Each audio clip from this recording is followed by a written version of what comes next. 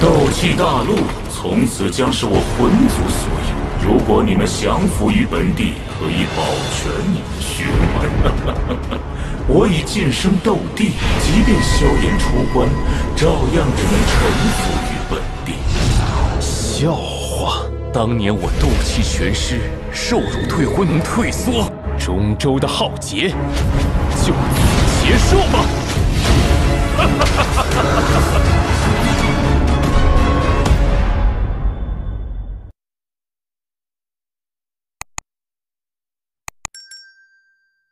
Melawan alam langit yang tak tertandingi.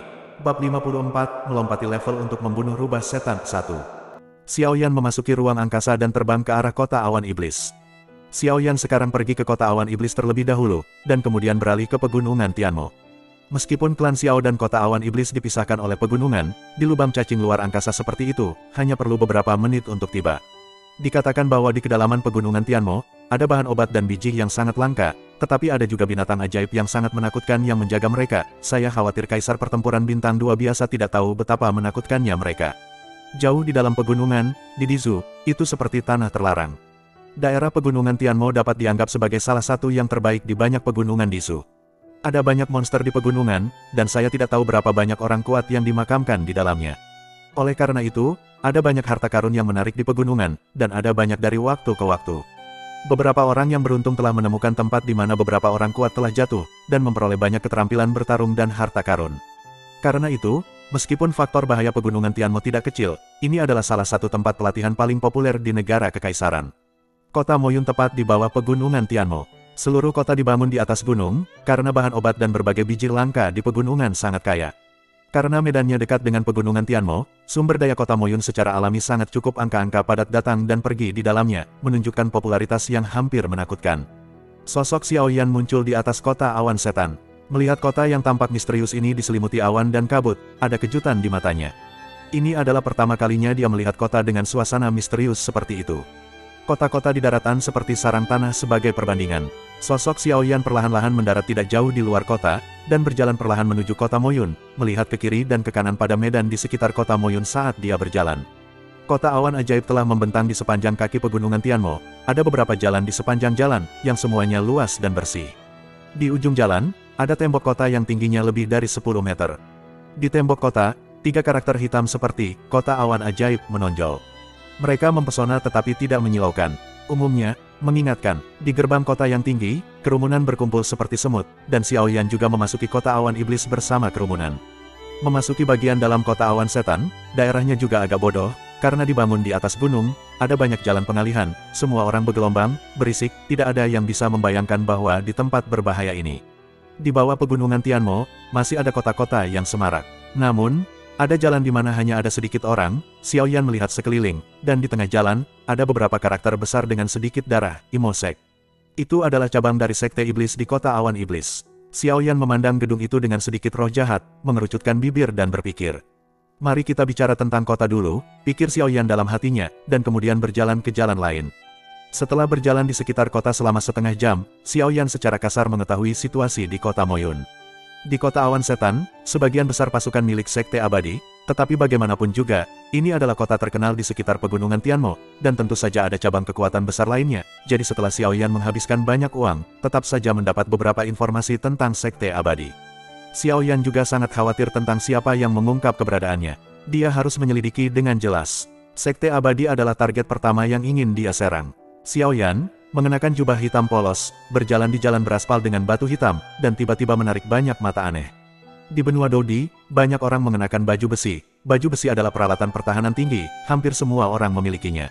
Xiao Yan tidak suka memakai baju besi atau semacamnya, dan Xiao Yan tidak terlalu peduli dengan mata aneh orang lain, dan terus berkeliaran di sekitar kota tanpa tujuan. Sebuah toko obat muncul di depannya, yang membuat mata Xiao Yan berbinar. Xiao Yan tidak terlalu tertarik pada baju besi dan hal-hal itu, tapi dia sangat tertarik pada semua jenis bahan obat yang berharga. Hanya dengan menemukan bahan obat yang berharga dan menyempurnakan ramuan obat kekaisaran, dia dapat meningkatkan kecepatan alkimianya, cepat, dan obat penyembuh juga merupakan item penyelamat nyawa yang sangat penting di pegunungan. Berjalan ke toko yang luas, batu bulan yang tergantung di dinding menerangi toko seperti siang hari. Pada saat ini, ada banyak pelanggan di toko, dan pegawai sangat sibuk, jadi tidak ada yang menyapa Xiao Yan yang baru saja masuk. Tidak ada yang menyapanya, Xiaoyan juga senang dan tenang, matanya perlahan menyapu meja transparan, tetapi ketika matanya pindah ke kotak batu giok kecil di sudut jauh, dia sedikit terpana. Melihat melalui konter transparan, Xiaoyan menatap blok biru muda di kotak batu giok kecil, setelah beberapa saat, dia menjilat bibirnya. Mendekati konter dengan santai, dia menundukkan kepalanya dan melihat benda cian pucat itu lagi. Batuk, tolong tunjukkan padaku benda ini. Perlahan menarik tatapannya yang serakah dan bersemangat, Xiaoyan mengangkat kepalanya dan tersenyum pada pegawai muda yang mendekat. Petugas toko muda melirik Xiaoyan yang mengenakan pakaian biasa, dan kemudian melihat lagi barang yang dia minta. Setelah menemukan bahwa itu hanya sepotong Qinglingzi kelas terendah, dia melengkungkan bibirnya dengan tidak sabar, dan mengambilnya, keluar dari konter dengan wajah kaku. Qinglingzi, bahan obat tingkat rendah, 100 koin emas. Qinglingzi juga merupakan bahan obat penting untuk pemurnian pil wangu, tetapi ada juga beberapa varietas langka Qinglingzi, seperti darah Lingzi. Jika darah Lingzi digunakan untuk memperbaiki pil wangu, konsentrasi obat akan dinaikkan ke tingkat yang baru. Tidak peduli dengan sikap arogan petugas, Xiaoyan mencibir di dalam hatinya, dan mengambil sepotong Lingzi hijau ini, yang dianggap sebagai kelas terendah, dengan tenang dan ringan membelai kukunya, dan permukaan yang sedikit biru di balik. Su membuka, sebenarnya ada warna merah seperti darah. Matanya menatap merah yang sulit dilihat, mata Xiaoyan sedikit berkedut, lalu dia menyentuh hidungnya tanpa jejak dan mengendus jarinya dalam-dalam.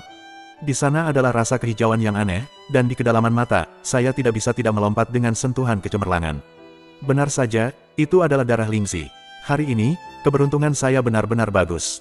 Blood Ganoderma lucidum sangat sulit ditemukan di pegunungan Tianmo. Dapat dijual dengan harga tinggi 1000 koin emas. Xiaoyan tersenyum dan melemparkan 100 koin emas langsung ke petugas muda. Diletakkan dengan hati-hati pergi kotak giok berisi Ganoderma lucidum darah, dan kemudian memilih beberapa bahan obat untuk memperbaiki obat penyembuhan, dan kemudian pergi dengan puas, dan menemukan penginapan biasa untuk ditinggali. Oke, hal-hal yang harus disiapkan juga sudah siap, dan saya akan pergi ke pegunungan Tianmo besok. Xiaoyan sangat menantikan pegunungan iblis surgawi. Binatang ajaib apa yang lebih kuat dan bahan obat yang lebih aneh yang akan ada di benua Dodi. Melawan alam langit yang tak tertandingi. Bab 55, melompati level untuk membunuh rubah setan 2. Malam yang sunyi berlalu dengan tenang, dan saat fajar menyingsing keesokan harinya, Xiaoyan yang sedang tidur membuka matanya tepat waktu. Duduk bersila di tempat tidur, Xiaoyan membentuk segel kultivasi dengan kedua tangan, seperti di benua Doqi, dan perlahan menutup matanya lagi. Pagi hari adalah waktu yang paling tepat untuk melatih dendam. Melatih dendam itu seperti berlayar melawan arus, jika tidak maju maka akan mundur, hanya dengan usaha yang tak henti-hentinya Anda bisa berhasil menjadi kupu-kupu. Saat napas Xiaoyan berangsur-angsur stabil, ruang tenang di sekitar tubuhnya, seperti gelombang air, sedikit bergoyang, dan untaian ki asal kaisar merembes keluar dari ruang.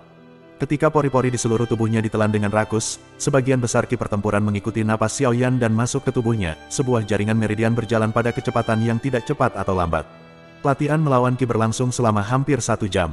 Setelah sinar matahari di luar jendela menerangi ruangan, Xiaoyan perlahan menutup pekerjaannya.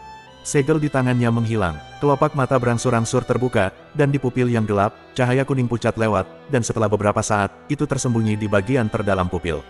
Sudah lama saya tidak merasakan peningkatan kekuatan secara perlahan seperti ini.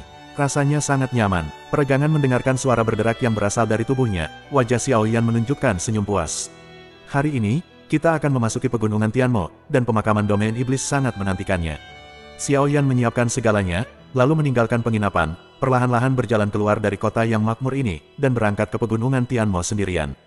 Di hutan yang sunyi, Xiaoyan memegang penguasa kuno Yi Huoheng di tangannya dan bergerak maju dengan hati-hati.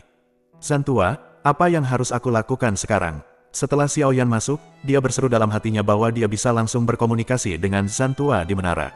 Setelah beberapa saat, sebuah suara tua terdengar di telinga Xiaoyan, pergi ke timur, cari tempat untuk menetap dulu, kekuatanmu sedikit rendah sekarang. Zan Lao berkata dengan santai. Xiaoyan mengangguk, dan sosoknya segera menuju ke timur. Sekarang bukan waktunya untuk bertarung, jadi mari kita cari tempat untuk beristirahat dulu. Sosok Xiaoyan bergerak cepat di pinggiran pegunungan Tianmo yang kuno dan misterius ini. Setelah berjalan beberapa puluh kilometer, udara lembab perlahan menembus ke dalam tubuh Xiaoyan. Udara menjadi sedikit lembab, dan kecepatan maju Xiaoyan yang sangat cepat mulai meningkat perlahan berhenti. Tiba, Xiaoyan menyentuh hidungnya tanpa pandang bulu, dan berjalan melalui hutan di depannya. Air terjun besar muncul di depannya, membuat raungan yang memekakkan telinga. Setelah melompati jurang, Xiaoyan perlahan berjalan menuju air terjun, matanya menyapu dengan hati-hati, dan kekuatan jiwa juga dengan hati-hati memeriksa sekeliling.